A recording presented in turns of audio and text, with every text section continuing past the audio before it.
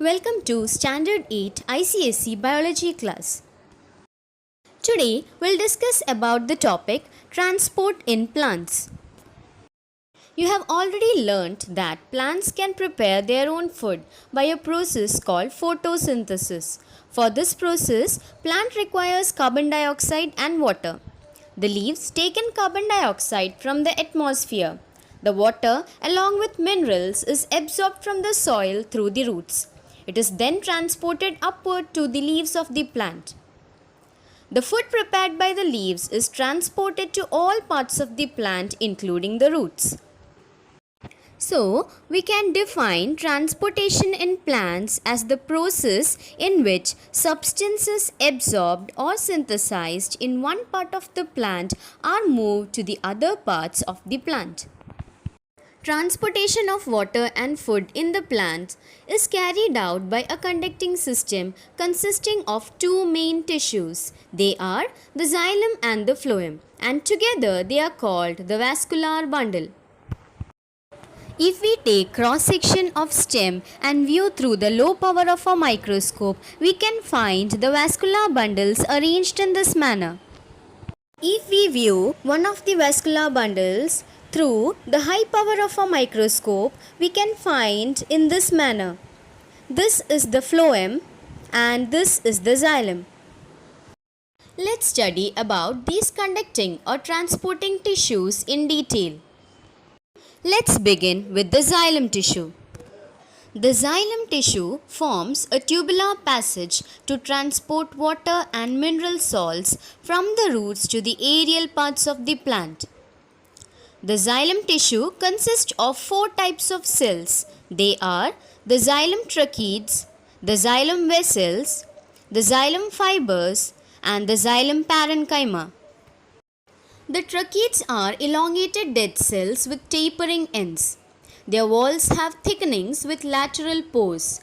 They provide mechanical strength and support to the plant in addition to conducting water upwards.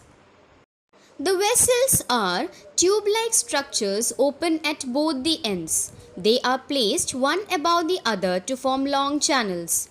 Just like tracheids, they provide mechanical support to the plant and also conduct water upwards. The xylem or wood parenchyma are small, thick-walled living cells. They store food and also help to conduct water and mineral salts. And the xylem sclerenchyma or wood fibers are thick-walled, long, narrow cells with tapering ends. They provide only mechanical support to the plant. Now, let's discuss about the second type of vascular tissue, that is phloem.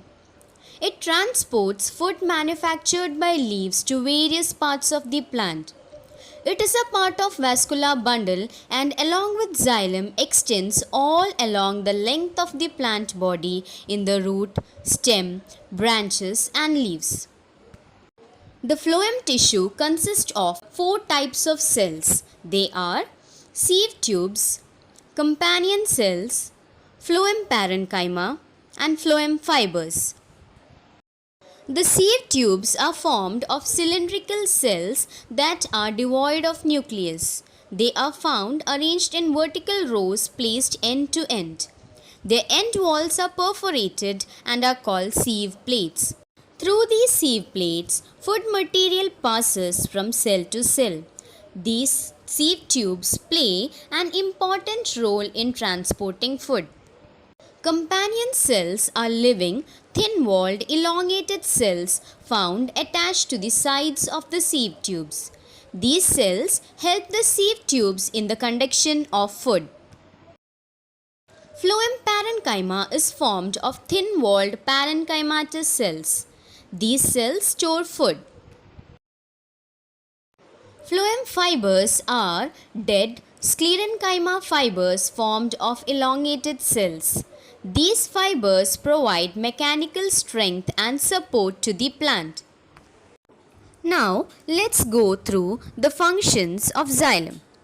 1. The main function of xylem is transportation of water and mineral salts from roots to aerial parts of the plant.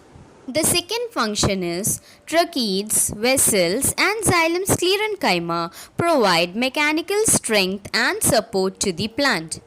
Now, let's discuss the functions of phloem. Phloem transports food prepared by the leaves to all parts of the plant. Phloem parenchyma helps in the storage of food, and the phloem sclerenchyma, that is the phloem fibers, provide mechanical support to the plant. Now, let's study the differences between xylem and phloem. Xylem conducts water and mineral salts from the roots to aerial parts of the plant, whereas phloem translocates food from the leaves to the storage organs and growing parts of the plant. Xylem is made up of tracheids, vessels, xylem parenchyma, and xylem fibers, whereas phloem is made up of sieve tubes, companion cells, phloem parenchyma, and phloem fibers.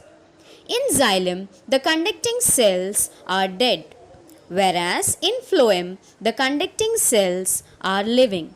In xylem, the conduction is unidirectional, whereas in phloem, the conduction is bidirectional. And in xylem, conduction does not require any expenditure of energy, whereas in phloem, conduction requires expenditure of energy.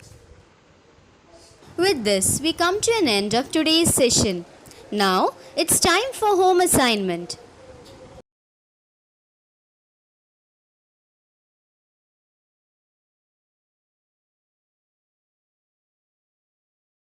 Thank you.